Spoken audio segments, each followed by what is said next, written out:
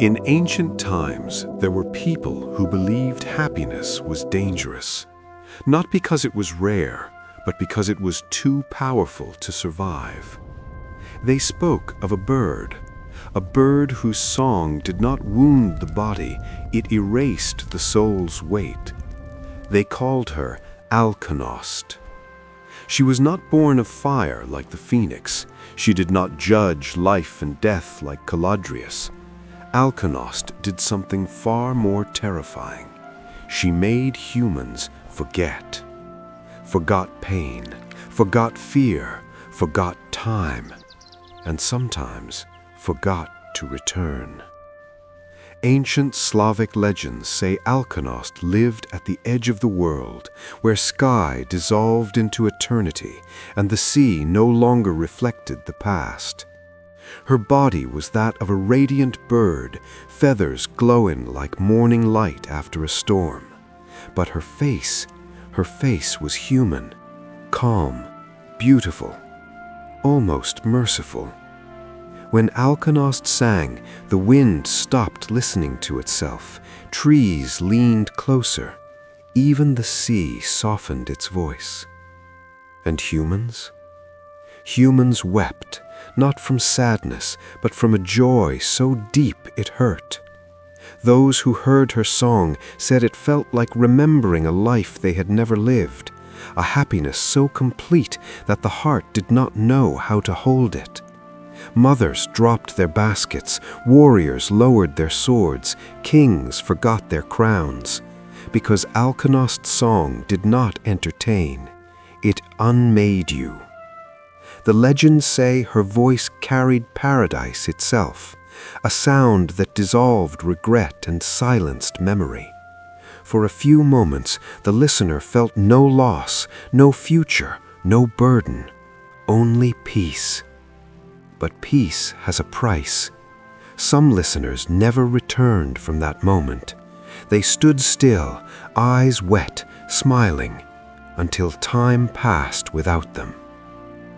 Villagers told stories of men who walked into forests following a melody only they could hear, of women who sat by rivers listening until night fell, and they never moved again. Not dead, not alive, just finished. Alconost was not cruel. She never chased humans. She never hunted souls.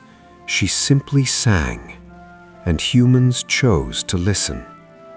Ancient priests warned that happiness was not meant to be endless, that joy without pain becomes a prison, that the human heart survives because it breaks and heals again and again. But Alconost offered a shortcut, a moment so perfect that nothing after it mattered. In some myths, Alconost laid her eggs in the deepest parts of the sea.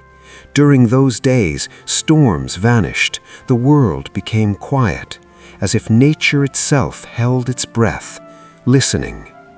Sailors prayed not to hear her voice, because if you did, you might never want to return to yourself.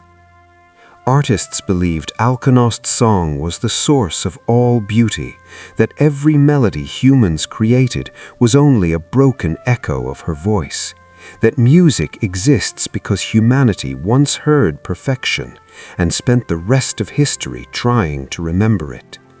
But memory is a curse. To remember perfection is to suffer reality. And so Alconost became a symbol, not just of joy, but of temptation. She asked a silent question every time she sang.